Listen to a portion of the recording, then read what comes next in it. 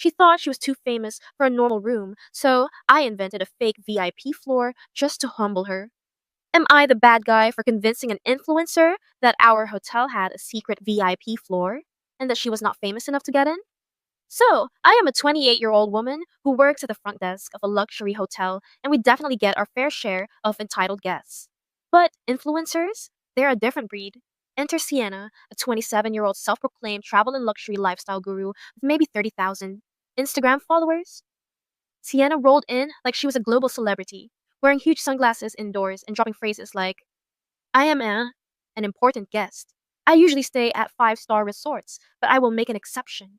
I will be tagging you guys in my posts. Management should know who I am. She also demanded a free upgrade because, according to her, the exposure would be worth it. Spoiler alert, it was not. Now for the fake VIP floor moment. Since she would not take no for an answer, I decided to redirect her ego. I told her, oh, I totally get it. A lot of our VIP guests feel the same way. She perked up and asked, VIP guests? I said, yeah, the one staying on the private floor. She got suspicious. What private floor? So I lowered my voice and said, oh, it is invite only. Ultra exclusive. Celebrities, royalty, people who value privacy. No social media is allowed up there. Her eyes lit up. She said, I should be on that floor. I replied, oh, I wish I could make that happen. But the hotel selects guests based on prestige level. It is all algorithmic. She asked, how do I check my prestige level? I sighed and said, unfortunately, we cannot disclose that. But I am sure if you keep building your brand, you will get there one day. The fallout? She stopped complaining about her regular room. She spent the entire stay subtly trying to impress the staff. She even asked if she could apply for the VIP floor in the future. But the best part?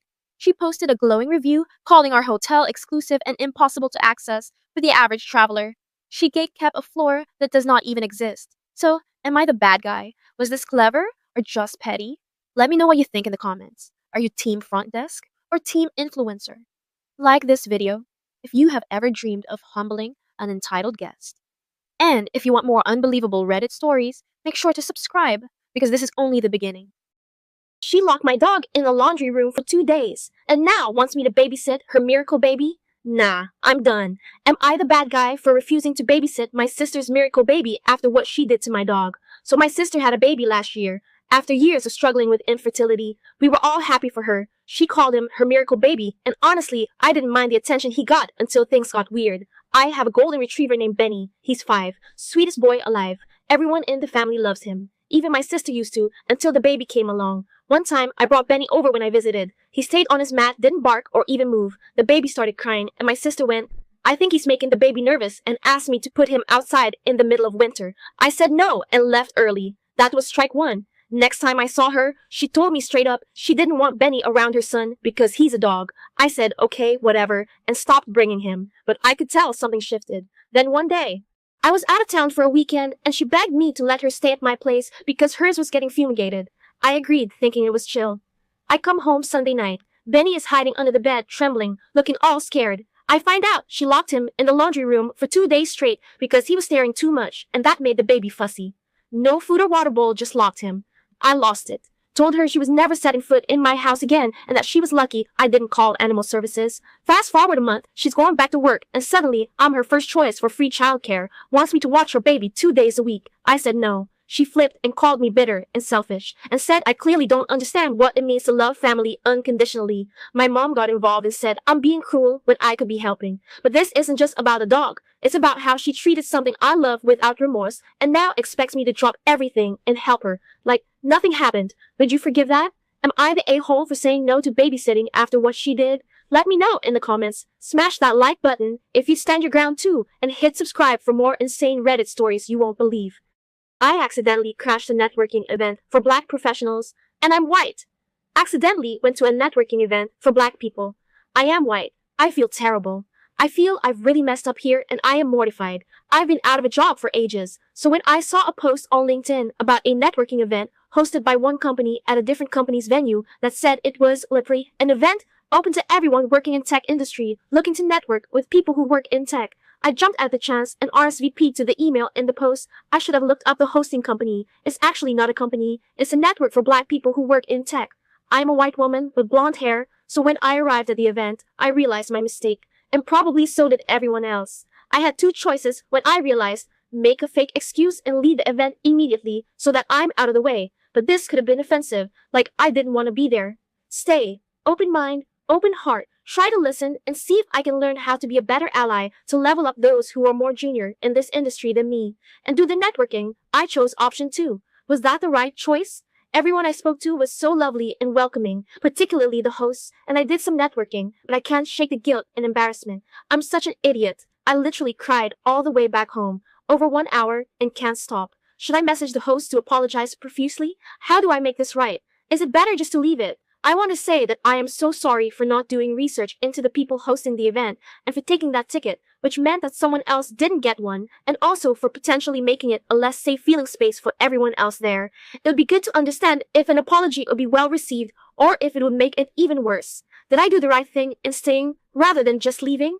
Am I blowing this out of proportion or did I really mess up badly? It was an event with a long wait list of those who didn't manage to get a ticket. I couldn't stop thinking that I'd taken the space of another person, just like the others who really wanted to get in. I think that's where a lot of my guilt was coming from. What would you have done in her shoes? Drop your take in the comments. And don't hold back. Like, if you think staying was the right call, subscribe for more wild Reddit stories that'll leave you questioning everything.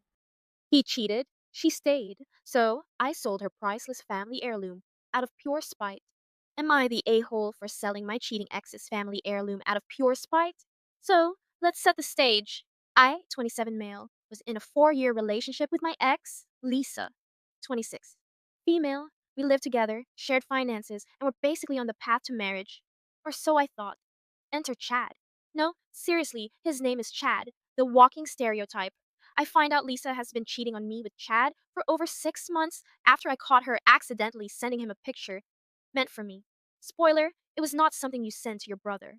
I was devastated, but instead of doing the whole dramatic fight, I calmly told her to get out of my apartment by the end of the week. She refused, said she had nowhere to go and that I should be mature and let her stay until she figures things out. Oh, honey, maturity left the chat. I started thinking about all the things she had at my place, and then I remembered. The ring? Not an engagement ring, a family heirloom, a diamond ring from her great grandmother that her mom had given her as a future engagement piece. She always bragged about how priceless it was. But guess what? She left it in my apartment. And since she wasn't moving out fast enough, I decided to speed things up. I took the ring to a jeweler, got it appraised at 8,000 and sold it immediately. Then because I am both petty and generous, I used some of the money to book a luxury weekend trip for myself. First class flights, 5-star hotel, spa treatments, the works. I even posted the whole thing on Instagram with a caption healing with heart emojis, hashtag self care, and hashtag some rings around forever. Then the meltdown began. Lisa lost it. She came home, still refusing to move out, and started looking for the ring. I let her go full panic mode before casually sipping my beer and saying, "Oh, that? Sold it." I've never seen someone that go through the 5 stages of grief so fast. She screamed, cried, threatened legal action. She had no case. It was in my apartment, and she had abandoned it for months. Then she tried to guilt me by saying it was priceless. I just shrugged and said, 8 grand seemed pretty fair. Her mom called me, sobbing, asking how I could do this to their family. I told her I did it out of love for Lisa. Specifically, the love Lisa had for Chad. They should take it up with him. Now, Lisa and her entire family are calling me a heartless, vindictive bastard, while my friends are calling me a legend. Comment below. Was I petty or powerful? Like, if you do the same. And don't forget to subscribe for more jaw dropping Reddit drama. Because trust me, it only gets messier from here.